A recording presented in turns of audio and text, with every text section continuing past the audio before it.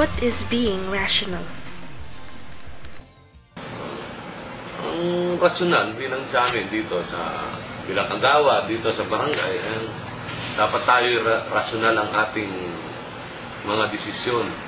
Dapat ay tama na parehas, rasyonal na dapat na ang kasi sa bilang kagawa tayo hindi kami nagdidesisyon dito ng kung sino ang may kasalanan o kung sino ang mali. Pinag-aayos namin yan. Pagka hindi sila magkasundo, pinalipat namin sa lupon. Meron tayong lupon dito sa barangay na silang nagdidesisyon. Hinihiringan nila yan ng 3 beses. Kung anong desisyon nila, yun ay merong pangkat ng mga lupon na 3 lupon na nagdidesisyon kung sino ang may mali at nag-iimbestiga.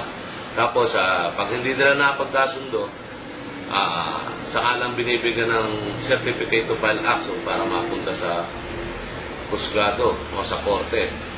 Yun ay isa sa mga requirements pag sasampakan ng kaso. Kaya dapat sa amin bilang mga kagawad, ang aming desisyon ay magiging rasyonal na mapagkasundo namin sila sa hanggat maaari nang hindi na lumala ang away o kung anumang problema na magkakapit bahay o kung anong problema sa loob ng barangay. Why is it that sometimes it isn't used right? Kasi ang tao, iba-iba ugali niyan. Minsan kailangan din nilang ang rasyonal nila, nagkakamali pa rin. Kasi siguro sa pangangailangan na dapat nilang sundin kahit alam nilang mali, nagagawa nila. Pagka pera kailangan nila, na nakakagawa sila ng hindi mabuti. O kaya na-influensahan sila ng mga drugs, o kaya mga nakainom. Yun kadalasan ng mga nagkakaproblema sa mga nagagamit ang pagkakamali.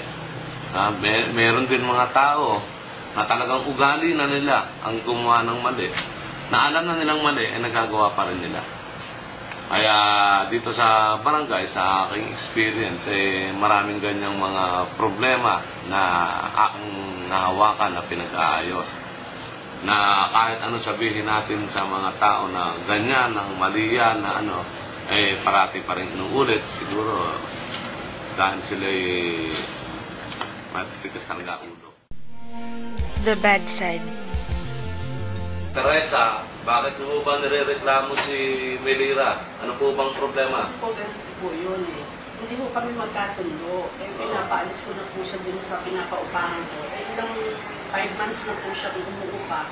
Panay pangako po. Meron na, kumbaga nalulugi ng negosyo ko. Hindi po kami magkasundo. Lagi siyang mihingi ng palugit, tumigay. Kaya ako, dinala ko na po dito, nireklamo ko naman kung sakaling kung ano man po ang madesisyonan. At least nagkaayos po kami. Kasi wala akong nangyayari sa amin sa usapan talagang gusto ko siyang paalisin sa paupahan. Sa paupahan niyo? Ilang buwan na ho ba ang kulang na? 5 buwan. May deposito naman ho yata siya. Nag-deposito ka ba?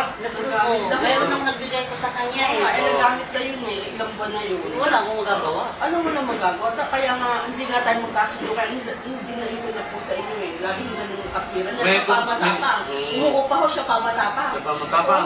Meron mo ba kayong kasulatan o kontrata na Tatalay mo ba? Pinahiya mo ako doon sa dami sa Kasi tao naman tapang-tapang kasi. Siyempre ako nag-negosyo, may gusto kumupa.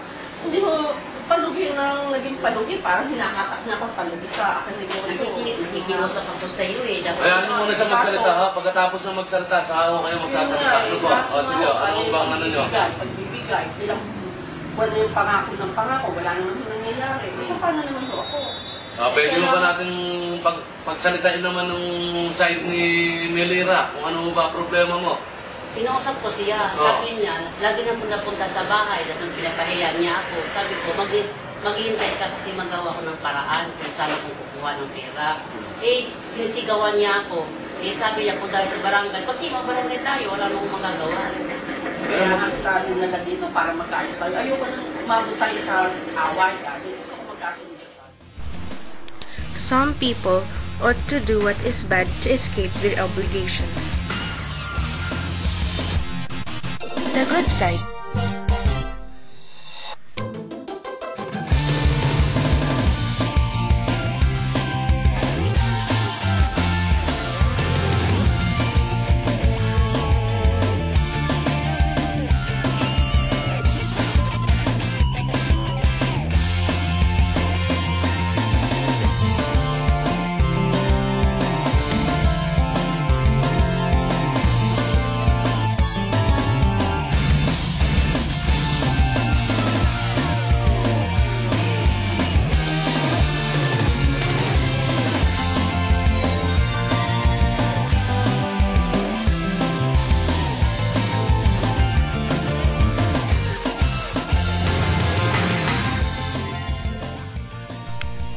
And some do good to keep an organized community.